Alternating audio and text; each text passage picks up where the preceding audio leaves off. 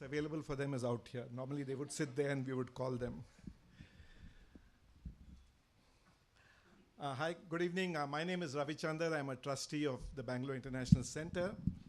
And it's my pleasure to introduce our two guests for the evening. So this is regarding Economic Survey 2018 and more.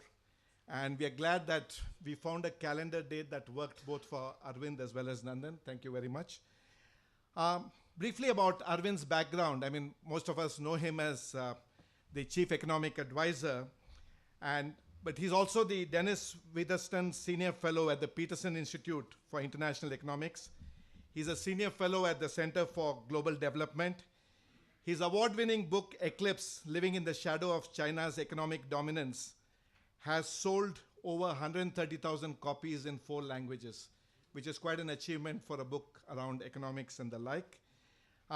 He has a foreign policy named him as one of the top 100 global thinkers, and the India Today and a whole lot of other awards. He has done a stint in the IMF and has also taught at the Harvard University's Kennedy School of Government, the Johns Hopkins University, and more. He is the author of more than 5 books. I'm not going to set the books out there. It's available in an easy Google search. Arvind is an economics graduate from Stephens. He is an MBA from IIM Ahmedabad, and his MPhil and DPhil is from the University of Oxford, UK. I have a personal connection. Whenever I run into anyone who says that, hey, did you see this economic survey? It's so damn good and quite different from what happened in the budget the day after, I always let them know that it's a case of reflected glory that Arvind and I were batchmates at IIM Ahmedabad. So there is some personal connection, but if they don't say anything good, then I keep quiet. Nandan, you keep saying the man needs no introduction. He's the non-executive chairman of Infosys currently. He's co-founded. We need to know about Nandan's next few ventures. The past we know. So he's the chairman of XStep, a not-for-profit effort to create a learner-centric, technology-based platform to improve basic literacy and numeracy for millions of children. So that's his next thing. There's Fundamentum, another thing that he invests in. He was most recently the chairman of the UID AI. I'm assuming most of us have got at least one SMS from that authority asking us to do something. And if you have got more than one SMS, I normally say, I don't know Nandan. Nandan is from IIT Bombay, and he also has received a whole lot of, Fortune Magazine Asia's Businessman of the Year 2003, the prestigious Joseph Stumpeter Prize for Innovative Services, and it goes on from the Time 100 Global Thinkers and the like. Nandan, as I mentioned, is IIT Bombay, author of 2 books, Imagining India and Rebooting India. The other thing, if those of you remember what Tom Friedman wrote about him when he was awarded in the Time 100 Most Influential People, they mentioned that, I think Tom said that Nandan is the great explainer. Now actually Arvind is also a great explainer, but in case Arvind falls short, in today's session, Nandan will help us understand what Arvind said even better. So I leave it to both of you to take this forward. And Arvind, your slides are loaded out here in case you wish to use it. Yeah, so I'll just, Arvind does have a PowerPoint, but in deference to the cerebral audience of Bangalore, he wants to do a much more intellectual talk. So he's not going to use his slides and he's going to give a more strategic talk. Is that right, Arvind? I'll try. All right. So why don't... Copy of the presentation. Yeah, we can circulate it to the Yeah, that... Thank you. So Arvind, go ahead. And Arvind, if you want to use the slides, it's there. This is fine. Yeah, okay. This is fine. Okay. Good evening, everyone. It's great to be here, and I'm assuming that all of you showed up because Nandan is going to explain what I'm going to say, as Ravi said, really, sorry. It works both ways. Well, let's see. I know nothing about Aadhaar, and I'll probably disown Aadhaar in a few minutes. But anyway, it's great to be here. The topic was supposed to be the economic survey, but as Nandan said, I can see this is a more cerebral, intellectual audience. And to be honest with you, I've just presented the survey at Azim Premji University, so in order to get my energy levels up, I need to say something different and new. And I'm going to try and talk about 4 or 5, I think, themes that come from the economic survey, and then we can have a nice Q&A on that. Is it okay, Nandan? Yeah. Let me begin by sort of I'm going to get into trouble, but begin by saying that I was asked recently in a parliamentary standing committee, to explain the contrast between the survey and the budget. Let's put it that way. Yeah, I know, and he was there. He was there. So I had to try and work up an answer, and my answer was really that they say about politicians that they campaign in poetry and govern in prose. So I thought the survey was the unconstrained campaigning in poetry, but then once the burdens of office and the political constraints took over, the budget comes in. So it's just two different kind of beasts, two different animals. Now, after about 3.5 years here, what are kind of some of the big lessons I kind of take away from my understanding of the economy and from what we said in the survey. Let's begin with banking, just to make it a little spicy here. And we have some very eminent board members from venerable institutions here, which we shall not name. So the way I've always thought of the banking thing is not as a banking problem, but as a twin balance sheet challenge. This is what we said about 3.5, 4 years ago. We had over-indebted corporates, and of course, the flip side was the banking system had too many bad assets. And so what we said was, in order to clean up this problem, we needed to do 4 R's. Recognition, basically come clean about how much bad stuff there is in the system. Then resolution, to work out the corporate side of that. Recapitalization, which is, once you clean it up, you'll need more money. And then, of course, to prevent the problem from recurring again, you needed reforms. Otherwise, it's just, throwing good money down a black hole only to see the problem coming back again. I think that we actually did make a lot of progress, and the government deserves credit, on the first 3 R's. Recognition, I think, Raghu started the asset quality review process. I think we made a lot of progress on that. But I think that, and here, at the risk of being a bit immodest, let me say, I have something called the Subramanian law of not recognition, but non-recognition. The Subramanian law of non-recognition says that the amount of bad stuff at any point in time is 30 to 40% more than people think it is, and probably 50 to 60% more than what the regulator or anyone else tells there is at any point in time, everywhere. It's not because I know nothing more about this than you do, but it's just an iron law of this is the way people react, and I think that's turning out to be true. I think it's turning out to be true that there's more stuff. So, but anyway, to be fair, we made a lot of progress on that, but maybe there will be a little more to clean up. Then we have, resolution. I think the bankruptcy code enacted by the government was, I think, a major reform. We actually have now a legal framework for, sorting these things out. Then, of course, in November, the government said we'd put in about 1.3% of GDP, 2.1 lakh crores. And then, I was very excited that we'd made a lot of progress on the 3 R's. And then, of course, as they say, stuff happens, and stuff happened. So how do I see the process now? I see the process now as needing more review, because I think, first of all, we're going to see that there's more bad stuff. Second, I think that, the amount of money that the government committed, I think we'll have to review those numbers, to be honest. I mean, it's going to be more. Partly because some of the money that was put in was actually money that the government thought that the banks would raise themselves. But then with bank stocks having been battered, that's going to be very difficult. So I think that now, but of course now with all this stuff happening, the fourth R of reform becomes very important.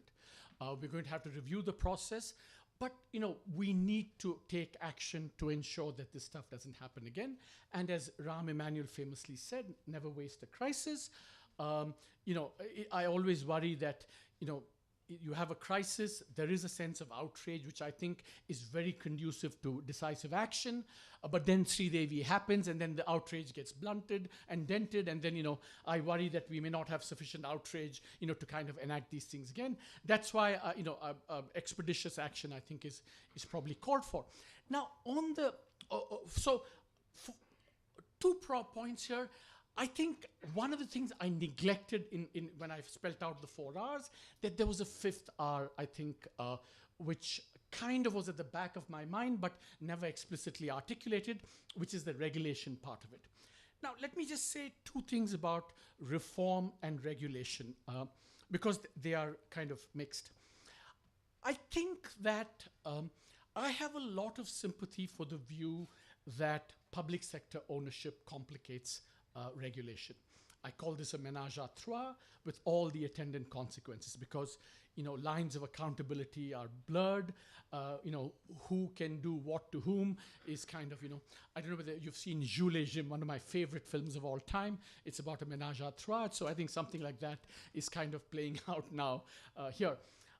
So I have a lot of sympathy for that view, and that's one of the reasons why I think that we need more majority private sector ownership of the banking system. Now, if you follow Twitter, I get a lot of pushback saying, this guy wants privatization. Look at what's happening in the private sector. And I think we have to confront that. But I would say 2 things in response. I would say that the fact that stuff is happening in the private sector too kind of takes the edge off the argument invoked that, oh my God, the regulator couldn't do this because there was public sector ownership. Now there were no kind of, constraints here. So, the failure of regulation is much broader than can be explained by public sector ownership. So I think we need to do much more on regulation. I think that's one. The second thing that happens with all this stuff coming out in the private sector is then people say, look, you're calling for more majority private sector ownership, but the private sector is, equally bad or whatever, right? So that takes a little bit the blunt of the edge of the sharp edge from the argument that, we need more private sector ownership. But I'm very clear on this, that yes, stuff happens in the private sector, and therefore, yes, we need better regulation, but there is no doubt in my mind that the complications and the challenges get magnified with public sector ownership, absolutely magnified. So it's not that I love Rome, Caesar less, but that I love Rome more kind of situation. There are many more complications. And I would say there are at least 3 complications that come from public sector ownership, majority public sector ownership, which are, I think, actually new points, which I wouldn't have said these things had I not been in India over the last 3 years. The one traditional one, of course, is the political interference point. And I think we see that, and I think that holds as much true today as it has at any time in the past. But I think that the new arguments, I would say, are, one, I think that in some ways, the public sector banks are handicapped relative to the private sector banks because it's not a level playing field. Public sector bank decision making has to contend with this pall of uncertainty wielded by what I call the 4 Cs. The investigative referee institutions are quick to jump at whatever might happen in the public sector. So by definition, by construction, bold, honest decision-making in the public sector and by public sector managers has been and it will continue to be impeded by this public sector ownership because of this pall of uncertainty and which blunts good decision-making in the public sector. So that's one, I think. Second, a related point is that, public sector ownership, again, the lack of a level playing field. I remember, for example, Raghu had invited me to come and give a talk at the convocation speech at an IBM.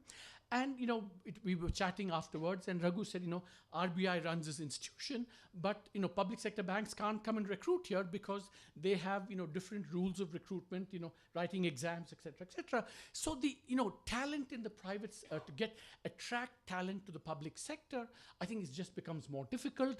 Therefore, decision-making, risk management, etc., are affected by the quality of talent that you have, and I think that's another reason why I think public sector ownership is a problem.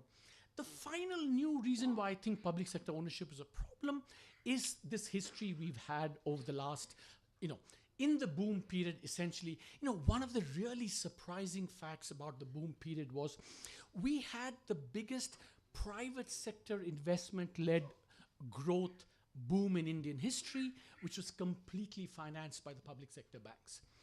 If you look at the share of private sector banks in all this during the boom period, it was actually flat. Everything was financed by the public sector. So when people say, look, public sector banks have financed infrastructure, you have to concede that. I mean, at that stage, the private sector banks were not willing to come in for whatever reason, but I think the public sector banks did. But when stuff goes bad, exit from public to private lending has proved to be fiendishly difficult because of this. I'm going to come to this bigger problem of this whole aura, zeitgeist of stigmatized capitalism that we have. It is now very, very difficult to exit from this. And so in the future, therefore, the lesson is going forward, the only way not to have this exit problem is to have less public-private lending going forward. And so that's another reason for having more, majority private sector ownership. Now, I don't want to be misunderstood. I'm not calling for wholesale privatization of the banking system. I think we should have some public sector banks, but fewer majority-owned public sector banks. And so, let them compete. But we have to create the conditions for having more majority private sector ownership. So that's where I would say that, my views on the banking system going forward. So I think it's a huge challenge. I think we had made a lot of progress, but I think things have been set back a little bit. And, I do worry that if we don't, address it quickly enough, the whole investment cycle, private investment cycle, might be affected in a way that, makes India under-realize its kind of growth potential. That's my, piece on the banking system. The second, I think, big issue I want to raise, which comes from that, is this, stigmatized capitalism. The point I want to make here is that I think in this big debate between states and markets all around the world, I think when Frank Fukuyama pronounced the end of history, I think there was this view that, the way forward for the world, almost as an inevitability, is, democracy as the political system, more role for markets as the way of running the economy, and of course more globalization as a way of bringing all this together. Of course, each of those three things have been now undermined or set back or repudiated in different ways. In India, if you think about it, when I think about the role of state and markets, I think we're really in a gray zone here. I don't want to talk about the state side of it. I think the government is trying to improve state capacity. I think technology is proving to be a big part of the solution for making government more effective. But I think that on the private sector market side of it, I am now convinced that India is deeply ambivalent about the private sector. Now, why is that the case and what are the manifestations? I think that part of the reason, I think maybe the original sin of private capital in India was that it was midwifed in an era of what I would call crony socialism. That is that, if you succeeded, some of the legendary entrepreneurs succeeded basically by manipulating the minutiae of tariff and excise schedules. I mean, let's be honest about that. So so if you were a successful capitalist, there was always this stigma, this taint that was it really, Schumpeterian entrepreneurship, or was it actually, a favorable kind of treatment by government?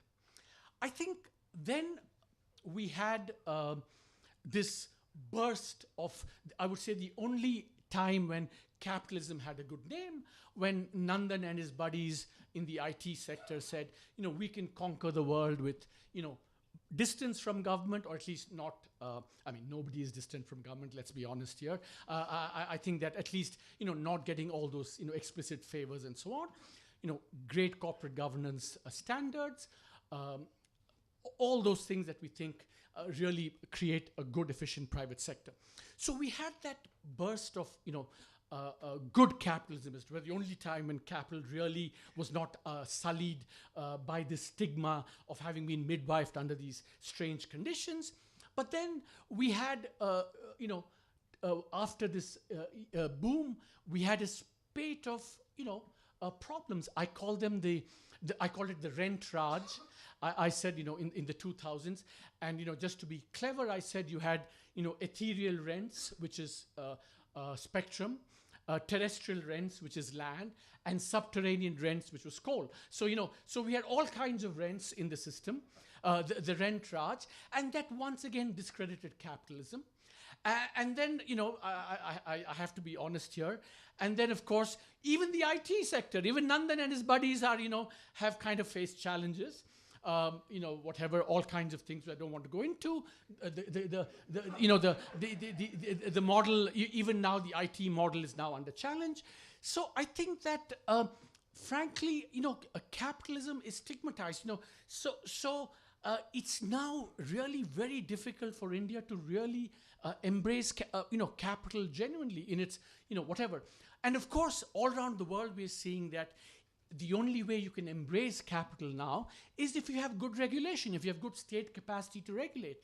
And if you don't have that, and you have this background of stigmatized capitalism, we're never really going to embrace, markets and capitalism in a way that can fundamentally, kind of advance the economy. So I think it's really and all this, the exit problem that we see, and, across the board, the fear that you're going to be helping some guy in the private sector, is the kiss of death. Is the kiss of death here. And again, it paralyzes decision making in India across the board. So I think, I don't know how we're going to get out of it. I think part of it has to be that state capacity, regulatory capacity has to improve, which gives, I think, the public the confidence that actually with this government, we will be better able to, regulate the private sector as it is. Because remember, the world over, and this is the interesting, the world over, I think that we are seeing a move back towards a greater role for the state. One, to regulate these high-tech, these big tech guys. I think that's big on the agenda now. Everyone is talking about all this, how do we use competition policy to tame all these giants? And we also need more regulation to, to kind of deal with the kind of Facebook problem, which is different from the kind of monopoly problem, the tech problem. So I think world over, we're seeing a retreat of markets and a greater reliance on the state. And also because, the other thing is that we see greater reliance on the state internationally because of this rise in kind of what I call Piketty inequality, rapidly rising incomes, especially at the top end of the spectrum. So we need more regulation as well. So internationally, I think this is happening. India, it's never really embraced markets. We have this, zeitgeist of stigmatized capitalism. So, the future for markets and state, to me, is very uncertain. So that's why I say that we're in this gray zone of uncertainty between the relative roles of state and markets in India. So that's my second point. I think I'm going to talk about one really positive story going forward, which is, of course, the GST. Now, I can give you all kinds of numbers on the GST, but to me, and I want to kind of make it a little bit more conceptual than just the GST, I think the GST, for me, has been a wonderful kind of development in many, many ways in India. I don't want to go into the fiscal side, the tax compliance side, the formalization side. all of that is happening, and we have numbers showing that things are looking up, things are promising, and I think as a tax base, as in terms of formalization, we're going to make great strides going forward. But to me, what was really interesting about GST was the fact that in some ways how to kind of India as a kind of political entity, as a federal political entity, I think we showed that cooperative federalism could really work. Now, the other reason why I think the GST has been very heartening, is to compare it with what's happening internationally. Internationally, more and more political entities say, we want to reclaim power for ourselves, sovereignty for ourselves. Brexit was at one level about migration, but also it was about, I'm not going to let Brussels determine the curvature of cucumbers. The House of Commons has to do it instead. And so, you want to reclaim sovereignty. So in that light, and including what's happening in the US, in that light, for 29 plus 1, quasi-sovereign entities to say, we give up a very important power, which is the power to tax. We will give it up in order to, we relinquish sovereignty in order to pool sovereignty, and then we will conduct business in this kind of cooperative manner, I think has been a really, really great experience. And it's been a great experience also, if you look at actually the way the GST Council has worked, I mean, the quality of discussion, the quality of state capacity that's been revealed here, the ability of states to rise above narrow interests, not always, not all the time, but enough to make compromise possible and towards a common solution. I think it's been a great development. I think the lesson I draw from that is that across the policy spectrum, more and more issues will have to be done in this manner. You take agriculture, I think it's a state subject, the government also intervenes, and I don't think we can really resolve the problems of agriculture unless we have this cooperative federalism model there as well. So I think cooperative federalism as a political model, I call this almost a technology for reform. It's very easy to say what we must do, but the how of doing it, I think cooperative federalism is kind of a technology for reform. You get people together and then, carrots and incentives, sticks to incentivize states to do it. I think that's going to become, or that should become more and more important, because otherwise I think lots of these challenges will remain unaddressed, because these are complicated problems which are going to involve the center and the states. So I think the GST does provide a kind of a model for all of us to emulate in many other policy areas of reform as well. So I think I've spoken enough. I don't know whether I've been cerebral enough for this audience, and I think on this note, let me stop and let me ask Nandan to clarify what I said.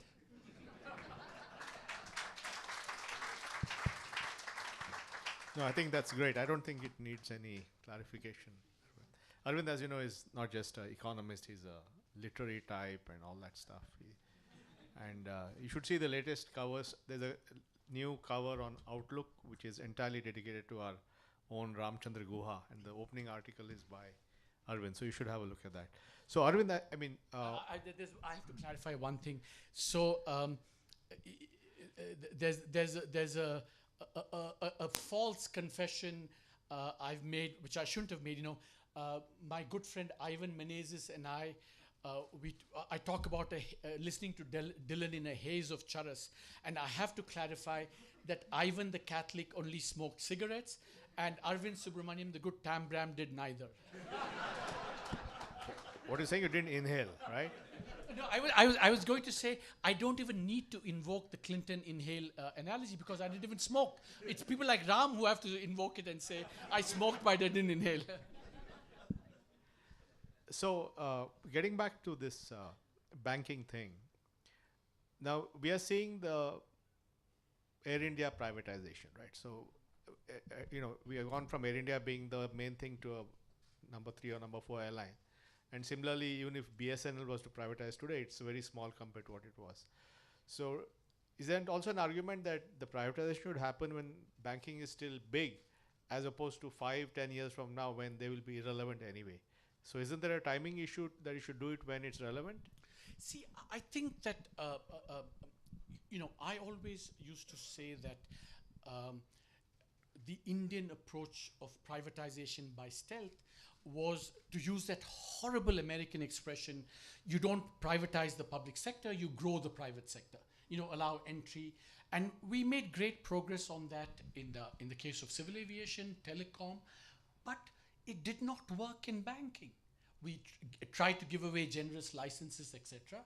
But as I said, during the boom period, it was the public sector that led the charge. And when the crisis hit in 2008, there was a flight of deposits from the private sector to the public sector, because public sector banks, they're too public to fail in any case, or something like that.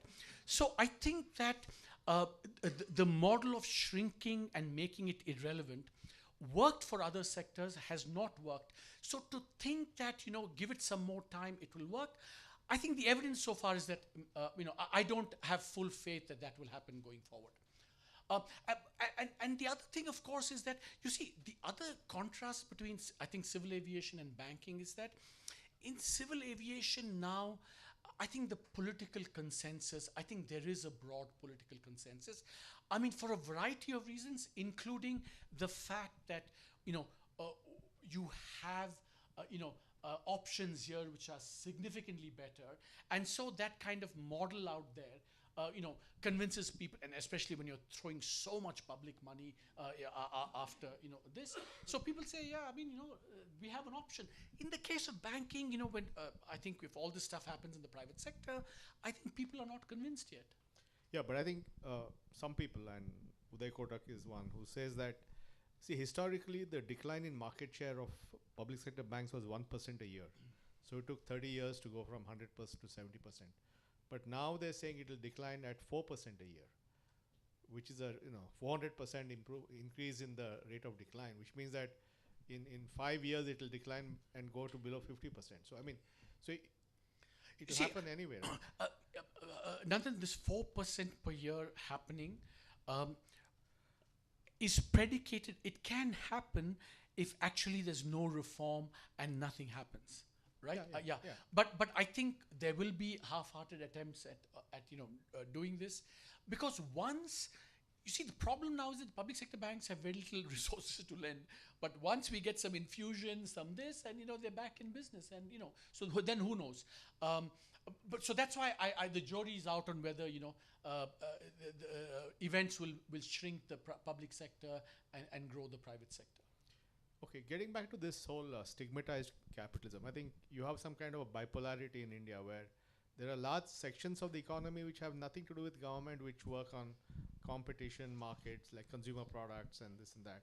And those that depend on government, either government as a buyer, a seller, or a regulator, then obviously that interface creates problems. And the period between 2000 to 2014 was also the commodity super cycle, when every commodity was expensive, steel, coal, this thing. Now all those prices are coming down. So do you see that helping to reduce the stigmatized capitalism issue, or it's too far gone? Yeah, I think stigmatized capitalism is a 35, 40 year, maybe even going back even further. So to undo that, you need, a lot of good stuff happening in the private sector across the board for this to be, because it's not a 1 year, 2 year problem. It's been happening continuously. So, I mean, it's enough, supposing, the banking sector challenges continue, or, the tech sector, whatever. And the more regulatory capacities seem to be inadequate, that's the irony, the less faith people will have in the private sector. So I think, therefore, a parallel effort has to be improvement in regulatory capacity. But you don't think our regulators are good enough? I think it's a work in progress. I think I think some regulators have done well. There have been setbacks in some. So, on the whole, if you look at the environmental regulator, for example, again, really stigmatized. I think, I think it's made progress. Uh, uh, Electricity regulation, especially at the state level, I mean, nobody will stand up and say this is a model of, great regulation. So, I think Capital markets has done a good job. uh, that's a very good point, which leads me to something that I want to say. I do think that we've made a lot of good progress with capital markets. I think that's true. But remember that in all these things, we are just, one massive correction away from also, it's tenuous. It's all. I think we've done a great job on the capital markets. I worry about the capital markets. My worry is that, this what's happened in the last 2 years is that there's been a kind of structural shift in the saver. The saver has moved from, financial instruments, deposits, gold, real estate, into capital markets. And a lot of small savers have moved into this as well. I worry that, small savers think of capital markets as a safe investment, having no volatility. So if you have a lot of exposure of small savers in the capital market, on the up, it's capitalism. On the way down, with small savers involved, everything gets socialized. And then you get the same, issues again.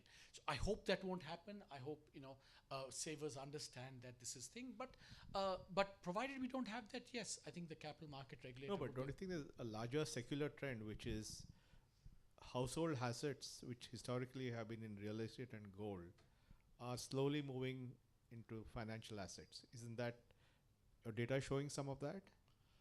See, the moving into the equity market. Overall financial assets. I mean, today, India has about $4 trillion of assets, of which 95% are in real estate and gold. You don't think that is slowly chipping away and part of that is moving? No, I don't think there's been any big, I think we had it during the boom. I think it's kind of, mean reverted again. But we've had this one massive structural shift in the last 2 years. You see, the problem with that is that, part of what's happening also now looking at it from the point of view of firms wanting to borrow money, I think we are getting some jugaad type of disintermediation from the banking sector. On the savings side, savers are moving into other instruments. On the borrowing side, firms are saying, we're not getting money from the banks. We rely on capital markets, that as well. And, that's a kind of understandable development of the problems of the banking system. I would unambiguously, kind of herald this as a positive development. But, if you look at the bond market too, for example, about a year or 18 months ago, there were issues on, the whole, I don't want to name names, there were issues about regulation of the corporate bond market as well. So, if it happens, if we get good regulation, wonderful. But, only the paranoid survive. I think, therefore, we have to be kind of extra vigilant.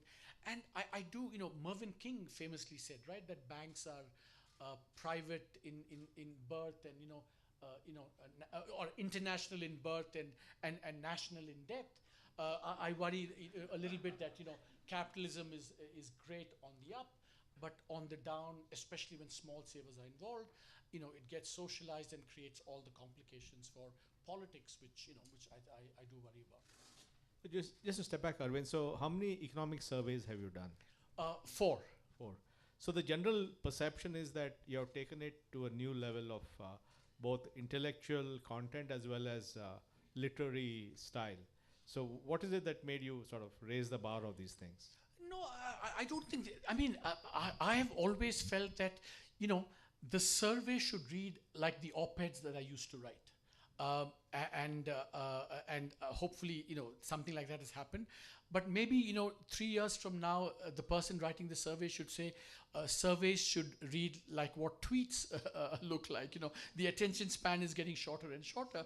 But, I do think that, especially after the crises, especially after the discrediting of economists in many ways, I think the burden on us is much greater to communicate better. We have to talk in stories rather than just data, and you have to make it, come alive. Otherwise, what's the point? I mean, I think, to give, my absent friend Ram credit. I mean, he's made history come alive and accessible to so many people. And, in some ways, that's what I think all economists and all academics should strive to. If you're always looking at, the validation of, some guy sitting at Princeton or Harvard, and that's the way you're going to write the survey, it will never be written, it will be unreadable and unread. So how many people read this survey of yours? Okay, okay, so on this, I have big data. Aadhaar or authenticated big data.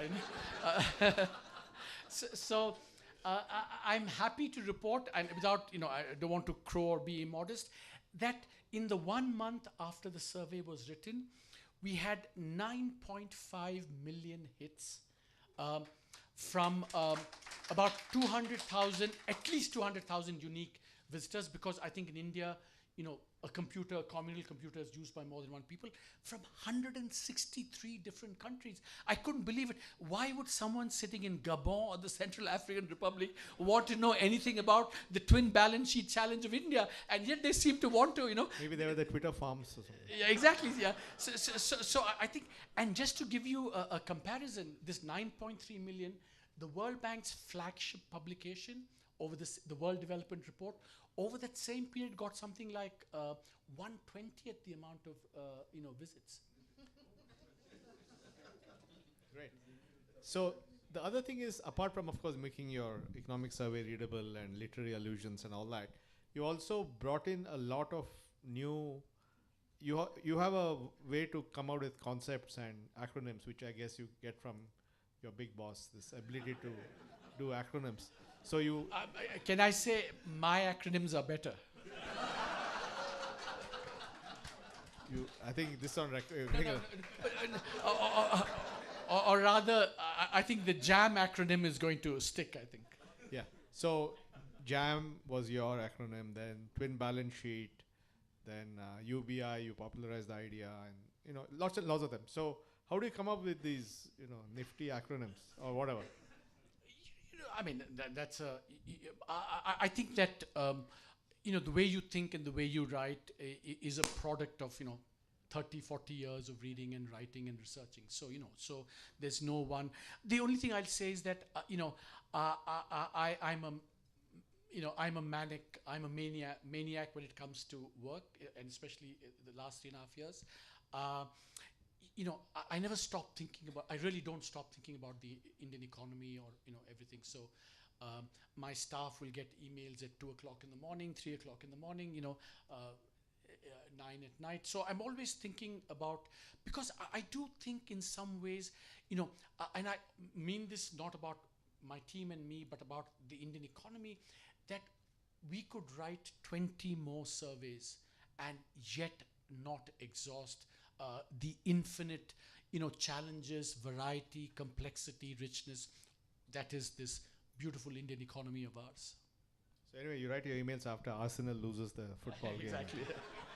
The big Arsenal fan. Yeah. So the other thing is, what you have done is you have a stand, because this is working in the government, and you did this for the first time coming from the US. You have the Indian Economic Service, which is the bureaucracy of the economic service, of which you are the titular head, I think. And you also brought in talent from outside. Yeah. So how did you bring these two together? How do you make it work? First of all, there's a bit of irony in Nandan asking me this question, because what I think we accomplished, on a scale, Nandan, with your Aadhaar, you kind of achieved it at mega scale. So you know this better than I do.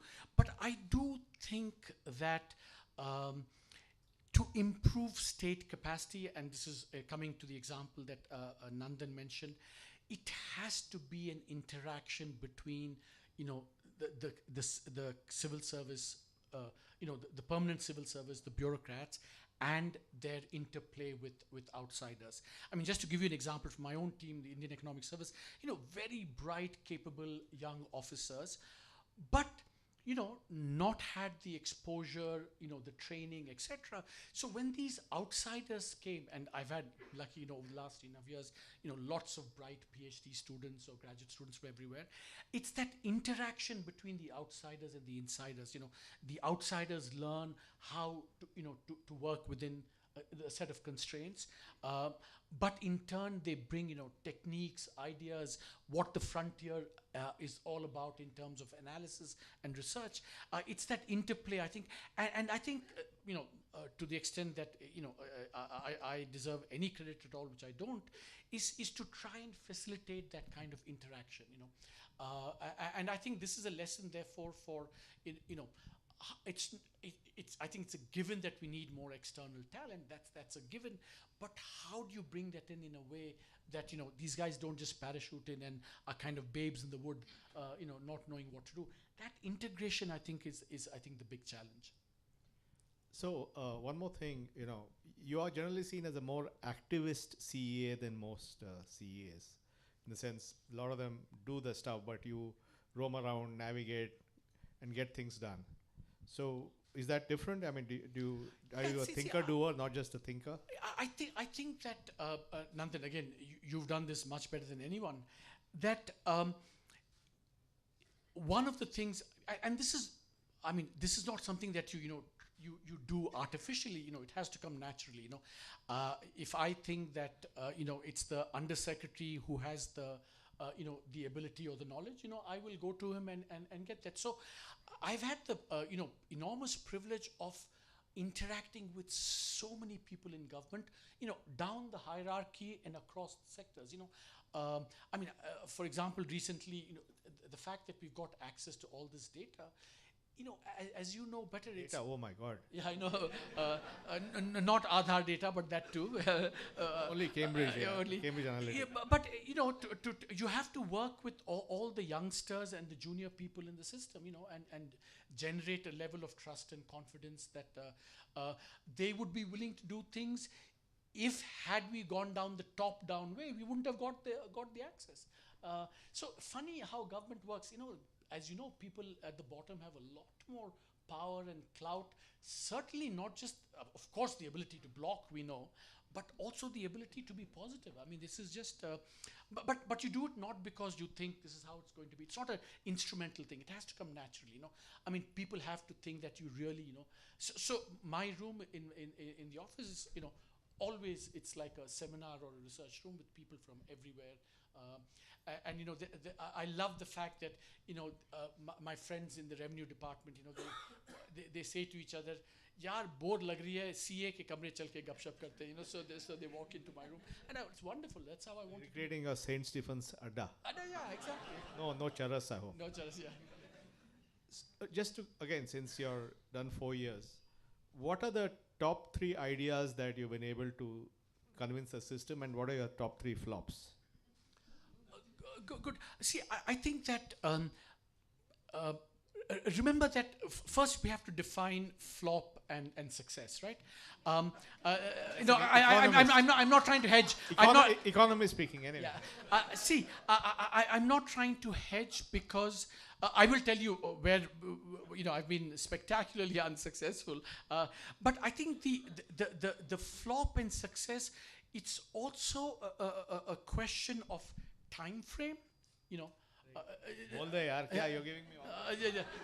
So I would say that in fact the first budget, because having diagnosed the twin balance sheet challenge, we said public investment has to be ramped up, and that was highly that was actually success. Success one. I think that the report that I wrote on the GST. I mean, look, the success for the GST, on the political side, it goes to the finance minister for having, just forged the political consensus, just masterful and, full credit to him. And on the implementation side, the Revenue Secretary, Hasmukh Adhia, and the entire team, CBEC, Revenue, state governments, on the implementation side. They get all the credit. But I think that the report that I wrote came at a time which I think helped forge the political consensus, because if you remember at that time, people said, oh, because remember the prevailing wisdom then was the revenue neutral rate had to be 25-28%, and had my report also said something like that. People who have said this tax not worth having. So I think that making the case for low taxes, uniform taxes, I think that helped gain traction for the GST as well. I think jam, cooperative federalism. Now coming to the flops slash successes, I would say UBI, for example, universal basic income, is something that in the short term is, nothing has happened and therefore it's a failure. But I think there's been so much discussion around that already. And I would say that we're actually getting quasi universal basic income schemes actually being implemented. For example, Telangana today is implementing what is, one could call a universal basic income for farmers. So I think that I think would also be something that. But I think there have been, lots of failures as well. I think that, the fertilizer subsidy, I think, I think would be, is an area where I think we need to do much more on that. I think on agriculture too, I think we need to think about how, because my own view on agriculture is that we have two agricultures in India. We have a cereal agriculture, which is actually over-supported, and a non-cereal agriculture, which is not supported enough. I think, while we need to help non-cereal agriculture, I think we also need to retreat from, over-cosseting cereal agriculture. And, I'm not sure that's happened enough. Great. Okay, I think we have wisdom enough, and now I'll throw it open for questions. If you can raise your hand, then I think, okay. No, I think since we have our esteemed MP here, Mr. Rajiv Gowda. Rajiv ji, why don't you ask a question? Is there a mic to go around? Rajshekar, just make sure the mics are on. So,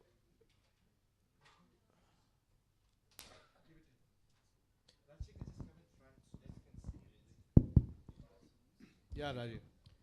Yeah, GST, you talked about it as the golden moment, right? The cooperative federalism model working out. But has that moment passed? Today, when we start talking about the terms of reference for the Finance Commission and the inclusion of the population criterion, you start to see around South India tremendous opposition to what this implies for financial transfers to the well-behaving states, right? So what do you see as the prospect, and what do you think of this whole argument that there's too much sort of cross-subsidy between the working and behaving states and the poorer, high-reproducing states?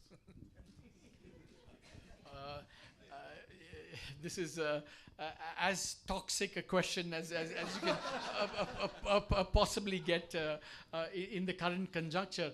Look, let me say that, in fact, I am, doing some research precisely on these questions, and I want to think about it much more deeply. I do think that all political unions require a broad consensus on what kind of fiscal unions we need.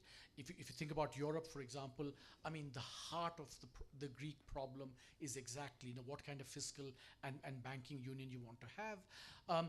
And so in India too, I think that so far, perhaps because we haven't thought about this enough, perhaps because of whatever circumstances, we've managed a kind of workable fiscal union so far. Now, we'll have to wait and see how things pan out, and I'm looking at the numbers closely. But I hope that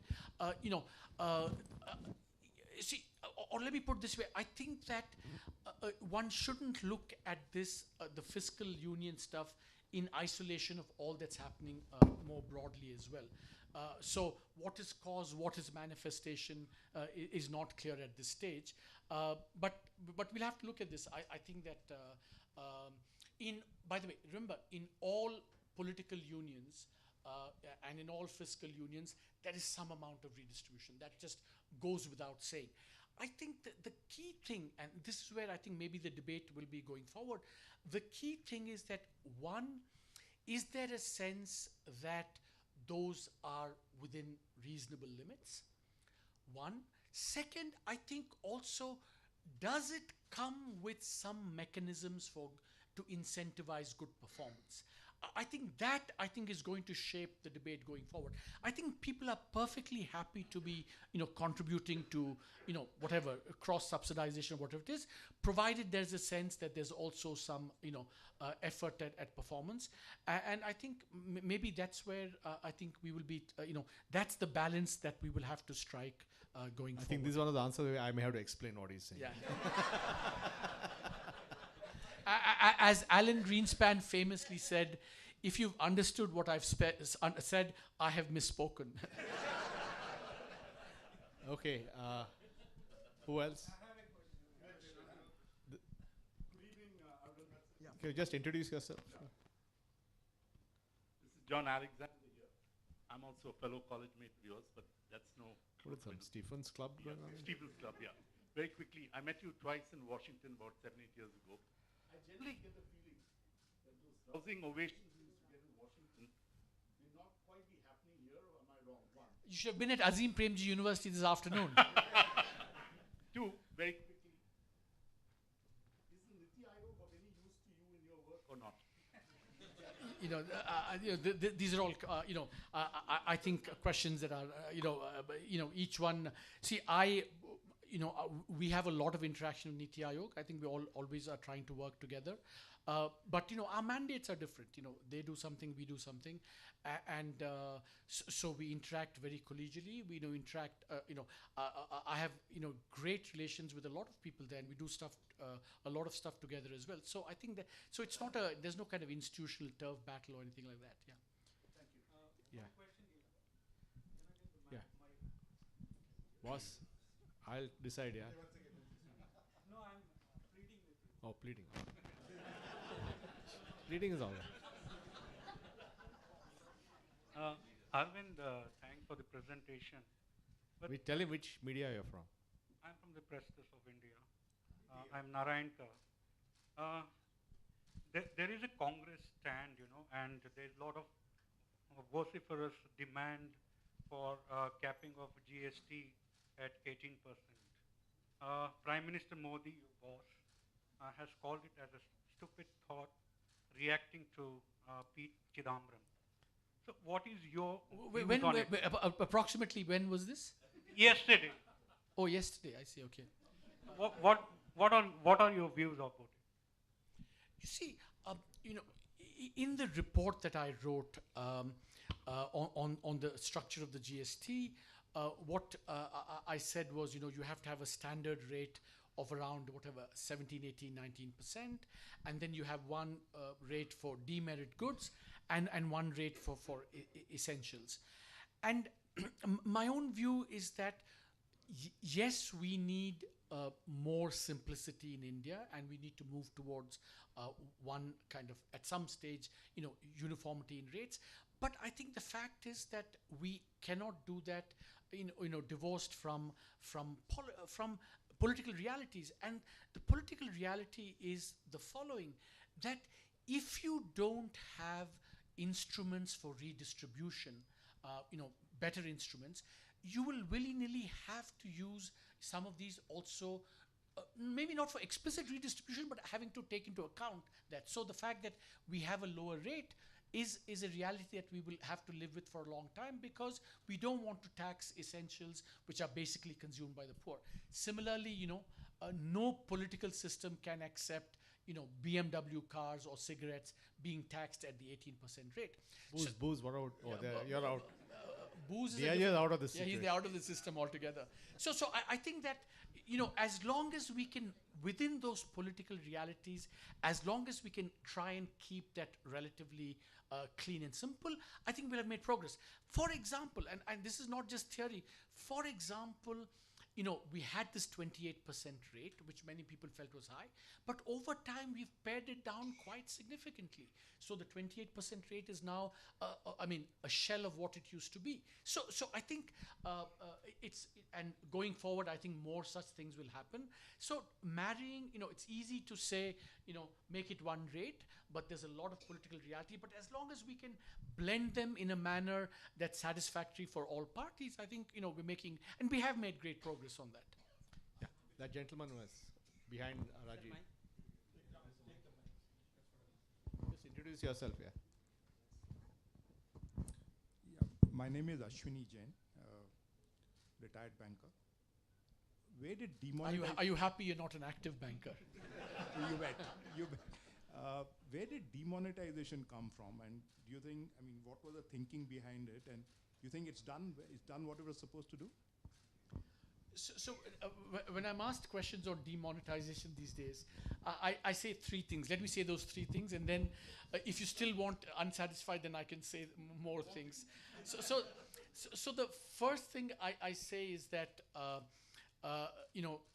if you were a millennial, they would turn to me and say, this is so yesterday, let's forget about it.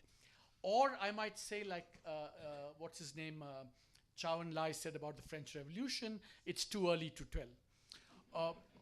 Or as Governor Reddy said, I will say something about demonetization and then check myself into the hospital, So he said all of those.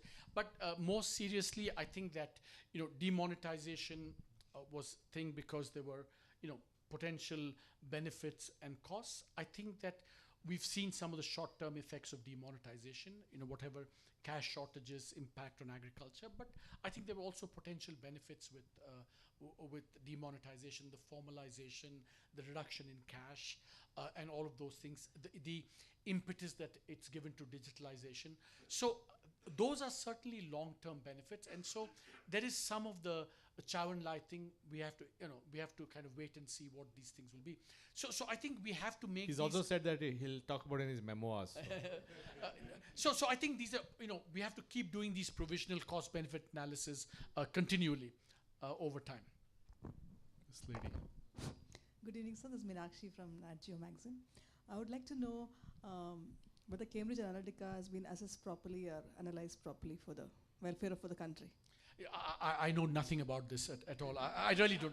I'm not trying to evade economic data. No, I've certainly not used any. I've not used Cambridge Analytical data to write the survey. I can, make that honest confession. Yeah, Prakash. Hi, my name's Prakash. I've been an ex-corporate executive. You talk about stigmatized capitalism. Without a doubt, it exists in India. It exists all over the world. Having said that, though, it is my feeling that there's a lot of entrepreneurial energy in India. Exists at the very bottom of the economic pyramid. And somehow we have not been able to tap into that. Perhaps it's partly because it's part of the informal economy, which we're trying to nudge into the formal economy. Partly it's tied up with this whole thing that our focus is on mega projects, mega companies, mega ideas, and the real solutions to India's problems lie right at the grassroots level. Take, for example, jobs. We talk about jobs. You didn't touch on jobs. It's a thing that's taxing the imagination of most people in India today. It's not going to come from mega corporations. It's not going to come from mega ideas. It's going to come from people at the bottom end, particularly in the service industry. And I'm not talking about service, Nandan's IT or banking or whatever. I'm talking about restaurant. I'm talking about car mechanics. I'm talking about whatever, bullock cart repairers, whatever. And we don't seem, at least in my view, to focus on that. So it links back to agriculture. We know it's a big problem in India. But the problem is going to be solved by moving people off the land into jobs, not by subsidizing or supporting agriculture, doing stuff like that. What do you think? See, I want to push back on something that you said very strongly, actually. I mean, you see, part of this, I think, okay, one of the ideas that I think has gained too much traction in India, I think, is this kind of Gandhian, kind of small, Gandhian, Schumacherian, small is beautiful kind of stuff. You see, because if you look at all the evidence around the world, all the evidence, you create jobs when small guys become big, not by small guys remaining small. When small guys remain small, their productivity is by definition very, very low. So I think the challenge, and I think a lot of the mistakes we made historically on policy was to create an incentive structure for firms, for small guys to remain small and to prevent them from becoming big. If you look at exports, for example, all the big exports and the jobs in exports have come from guys becoming big. And there's a lot of academic work around that. So I would try and urge you to get away from this. It's not that the small are not important, I completely agree with you. The entrepreneurial energies are fantastic, but the way to tap it in is to say that how can you make these guys grow big? And that's why the kind of startup stuff that the government has started, all these things are very important. But it also means a lot of policies that keep firms small, need to change. Sorry, I'm not Gandhian. I'm not referring to a Gandhian policy. But if you take employment, take in Europe, take in Netherlands, the bulk of the employment is in firms employing between 1 and 10. In India, a colleague of mine, Amrit Amrap, has done this work. In India, I think 90% of establishments are 1 people or less. But that's a problem. That's not something we want to celebrate. We want to actually get those guys to become big. We want more, 20, 30, 40 people. But big may be 1 going to 10 also. Yeah, sure. But we have to, or 1 going to 10, 10 going to 100, 100 going to 1,000. We have to. Yeah, Jobs Guru is here. We'll ask Jobs him Guru is later. here. Yeah, you had a question. My name is Muthu Kumar. I'm a market researcher. Don't know much about economics. About a decade Those are back, the most questions with zing in them, About a decade back, when the financial institutions are collapsing around the world, that time Indian financial institutions were holding strong, and people are commenting that our regulatory framework, everything was good. So what's happened in the next 10 years? Why did it become lax or bad? No, see, I think there it was just a kind of timing issue, right? I mean, we were premature in pronouncing at that. At least in retrospect, it seems that way.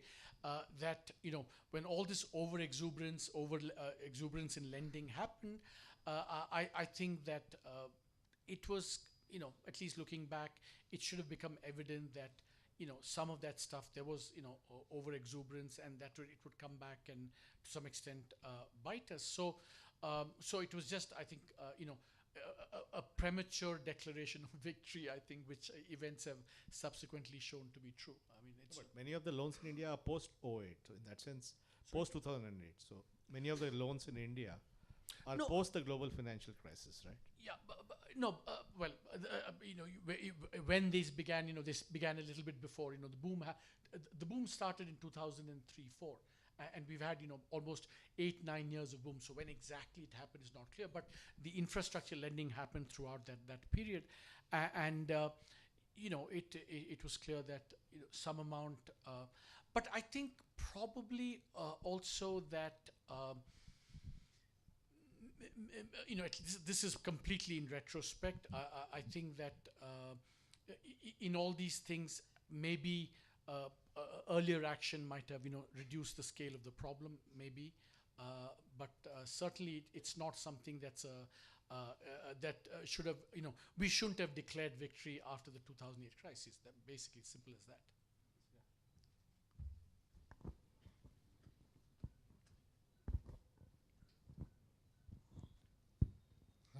My name is Kishore Rao, hybrid past corporate and then the voluntary sector. We talked about people, and we talked about the examples of brilliant young minds in your economic service. And UIDAI is another example where brilliant young people were put together to make such a great success of two things that have been criticized maybe, but widely appreciated. What do we need to do in the system to get in more institutions like yours and Nandan's, and get these institutions to be instruments of growth for all these young minds to really deliver in the system? I think government is just far too big for you have to have some fundamental reform of the civil service for these kinds of conditions to be created across government.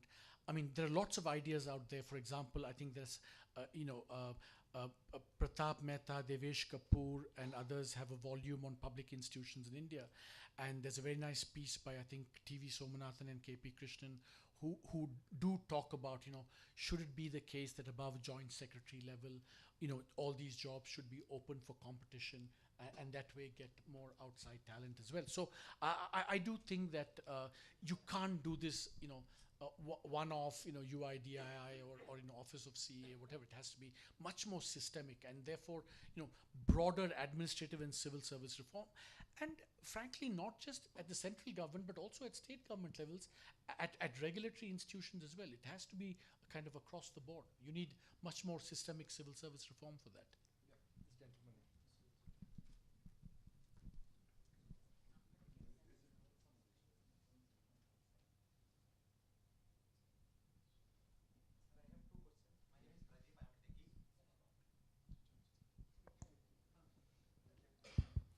I have two questions. How soon is it possible to get consensus to bring petrol under GST? My second question is about Nandan's point of an activist CA. How soon do you think this, there is this secrecy about how this report is being made until it is made public on February 25th when it is read out.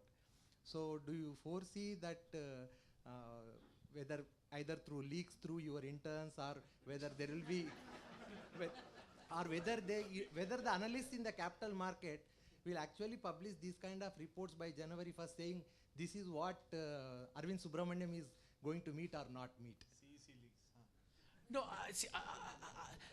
I mean, I think you can hurl a lot of accusations about me and my work, but I don't think this secrecy or the leaking of thing has been a big complaint. See, there is secrecy until it is presented. Why is it not open in the process of making it itself? I see. See, I think that, one, I think there is a lot of transparency to the extent that, because it's such a wide effort, lots of people are involved in it. So in that sense, it's not that way totally secretive. But the second thing is it's unavoidable that because people think this will give a clue to the budget, there has to be some amount of respecting that time schedule. So, for example, if the survey were to come out the day after the budget, it would be, there would be a kind of difference to the process as well. So that's just timing that dictates that particular thing. But I don't think that's I think a big issue at all. If anything, I think people know too much about what's happening in the survey rather than too little. On the petroleum point, I think that it's widening the scope of the GST is very much on the agenda of the GST Council. There have been discussions about real estate, there have been discussions about power, and the whole petroleum thing is always hanging in the background. He wants to know about booze, yeah. Yeah. Booze, we can talk about booze over a cup of wine, a glass of wine later in the evening. But I think that on petroleum, remember, if petroleum were to come into the GST, it will lead to a huge loss in revenue. So the finance minister has said that, let's wait for the thing to stabilize. Let's be confident that, the revenues are coming in, and that will give us confidence then to take these, bold steps, which will, involve some loss in revenue. So, but I think it is going to, happen, hopefully sooner rather than later. My own view is that, electricity needs to come in to help make in India. Land and real estate need to come in for the whole, cleaning up of the system. And petroleum needs to come in because, we can't have such a huge commodity outside. And I think it should, because otherwise the whole, it creates extra taxes and undermines our competitiveness.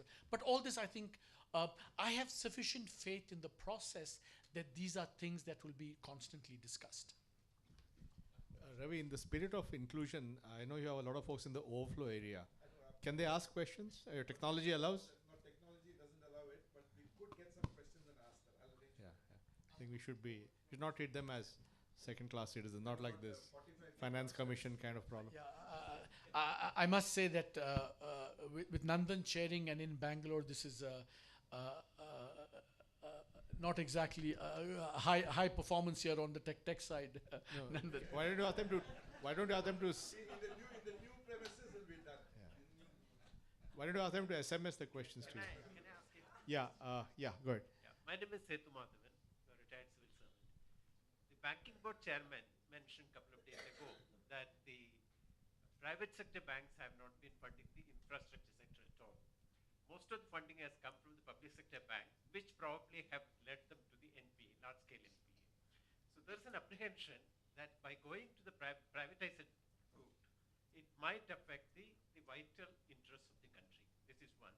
So the alternative probably suggested is that take away the shares of the government, the interest of the government, put it in an independent, totally regulatory body, which can manage the banks, but the direction is not totally lost. That sort of a via media situation is rather than suggesting the banking side. This is one issue which I want to discuss. Second thing is, we all know that the farming is in difficulty and the small. So when is the government going to allow the corporate sector come into the farming in a major way, which is a major political sort of issue? But is it likely, or what is your feeling on that? See, on the first question, I think sometimes this, it's very beguiling that to say that, you can get a bit of this and a bit of this, and I think in this you can't be half pregnant. I think it's to say that somehow I will get the benefits of basically getting public direction of where investment should be, and yet you don't get the downside. I think that if you're going to politically direct resources, you're going to get the consequences of the political direction. So, see, I think you may still say, and maybe this is what he had in mind, you may still say that all that's happened is worth paying the price for the infrastructure boom that happened, which the public sector financed. I think that's a intellectually possibly defensible argument to make, but I think then we'll have to get into the costing of that. I mean, for the the benefits that we built up, I mean, now so much taxpayer money is going down the whatever to this. Does the cost-benefit analysis turn out to be positive or not? Nobody has done that, but potentially you could do that. But my sense is that you can't get this, best of both worlds. One is intrinsic to the other. If you want to direct resources politically, you get the costs of doing that, and there's no kind of getting away from it. On agriculture, I think you're absolutely right. I think that especially on the supply chain side, I think we need much more private sector participation. But I think the government has, thrown it open. I don't think there are big, impediments to the private sector coming in. Why that hasn't happened, I think, is kind of a question that all of us are still grappling with. Why don't more warehouses get built? Because we're allowing any private sector person can come and build. So I think, and the government is taking a lot of steps in that direction. I suspect that we also have some residual kind of restrictions, like the APMCs creating a common market. There's still impediments, barriers to the movement of flow of goods across, which kind of impedes private sector investment as well. But in principle, I think the government is fully committed, and in policy as well has thrown it open, especially on the supply chain, to the private sector. So there are no kind of impediments, policy impediments to that, I think. So I think it's also a half-finished reform, because you had, in the old days, you had development financial banks like IDBI, ICICI, which were doing long-term funding. They were supposed to be replaced by the bond market. The bond market never came. So you put the burden of lending 20-year loans to banks which have demand deposits, which is completely wrong. So I think it's also half-finished reforms in the financial system. By the way, Bangalore has got 4 million square feet of warehouses getting built. Number one city for warehouses. Yeah. I'll come back to you. We are doing alternate. Can you comment about basically the two big holes in the Indian economic bucket? And I believe it is corruption and myopic political decisions. That's your view. My view, Okay. as a concerned Indian citizen. Okay. See, see, this whole myopic political, I'll come to corruption in a second. On this whole myopic political decision stuff, right? I mean, I'm often always reminded of that, great postmodern philosopher Donald Rumsfeld, who said, you go to, bat with the system you have, not with the system you wish you had. I mean, we have chosen, for good or bad, to have democratic politics. And all that we have to do has to work itself through democratic politics. If democratic politics has myopia in decision making, then, why don't we have more political parties or political entrepreneurs who create opportunity by not being myopic? I think that is the puzzle for me. There will always be myopia in democratic politics, but these openings where you don't, I mean, supposing, for example, someone said, I have the confidence I will stay 2 terms, supposing. And he says, no, then, I can stretch out my horizon. Why haven't we seen more of that? So that's, I think, so the whole, myopia and political decision making, I think you have to view this through the lens of, how do we work through democratic politics? Corruption, look, let me be a little bit, push back a little bit on this. I think that there is a, if corruption has clearly, obviously we have to get rid of corruption. I mean, all those motherhood and apple pie we can say. But I think that we also, the lessons we've learned is there are also costs to going after corruption. And we have to be, really careful about analyzing that. I'll give you one example or 2 examples. The political system will always demand going after corruption, which will then therefore make punitive action very attractive. People want accountability and even retribution. But if you do that too much, that very thing can create, whatever the chill avenues for private sector investment and growth. So you have to be very careful. There is such a thing as going too much or in forms that can aggravate the problem or at least create a lot of collateral damage or side benefits. So my own view is that political system will demand you go after the stock of corruption, and to some extent we have to do that. But I think if you want to preserve an economy, whatever, you have to address the flow of corruption, and therefore what affects the flow of corruption. I mean, are tax rates too high? Is there too much regulation?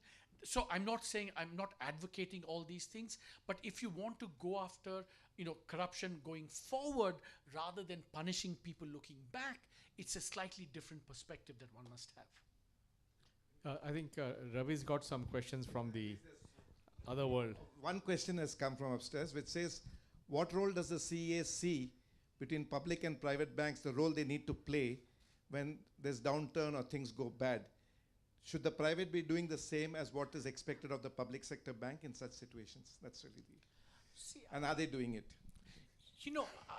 I think that if you have a private bank, there's no such thing as what role should they play. I mean, private means they'll respond to private incentives. Once you say they have some social role to play, they're no longer private. I mean, so I think it's a bit of a, again, you want to maybe have the best of all worlds and say, they should also play.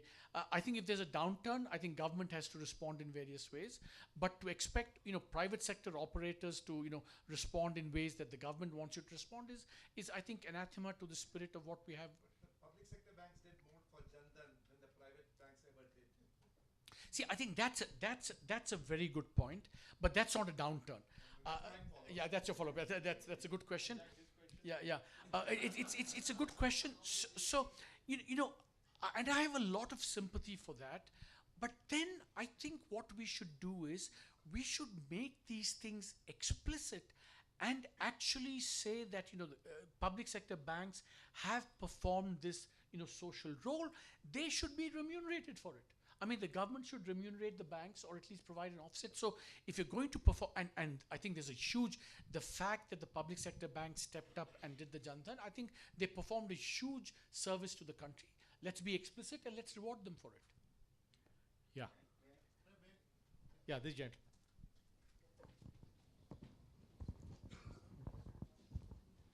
Yeah, my name is Sanjay Ketkar. I work for a multinational IT company. My question is, you talked about cooperative federalism is a good thing for India. And GST Council is a very good example of that. Now, if we take this concept and use it for all the major issues that we have, my question is, won't it render our parliament less useful or useless? I mean, sorry to word the word useless. All the decisions will be taken outside the parliament, and the parliamentarians will be left only for shouting, throwing chairs and all kind of stuff. Someday. I know that. I thought we were going to ask. That's a question addressed at. Mr. Rajiv Gowda can tell us whether Mr. Rajiv Gowda should answer that question. Characterization is true or not. You see, but less facetiously, I think it's a good question. The GST Council people think that now the budget is not interesting anymore on the indirect tax side because the GST Council has decided all these things. But I think there's a way of after all, remember that when the center takes decisions along with the states and the GST Council, I mean, it is part of a broader political process. So I think the trick there is, how you manage that cooperative federalism. That's what I think is, if, for example, you have consultative processes outside whatever narrow body you create, I think you can very well, one doesn't have to undermine the other. I think it's possible to set up structures to ensure that it's broadly consultative and not undermining of parliamentary democracy. Yeah, hi. This is Furkan from Deccan Herald. So recently we saw government saying that they would be releasing, taking 4 lakh crore as debt to meet the budgetary promises. This decision now comes at a point of time when banking sector is already reeling under a lot of stress. We don't know what is the amount of frauds that are going on right now. As you rightly pointed out, that it can be 20% more, it can be 60% more. We don't really know what is happening there. At a point of time, and this borrowing by the government will directly impact the bond yields.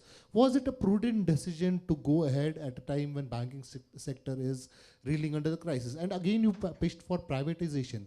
But why is it that government act deliberately or not deliberately enacts in the case of private sector, and it strangles it, public sector, so that it goes for privatization?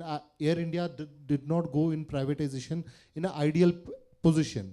Same is going with BSNL. BSNL we are seeing in action in terms of appointing directors, be it tariff game or be it allocation of spectrum or VOIP's allocation. So why is it happening that government enacts in case of public sector entities?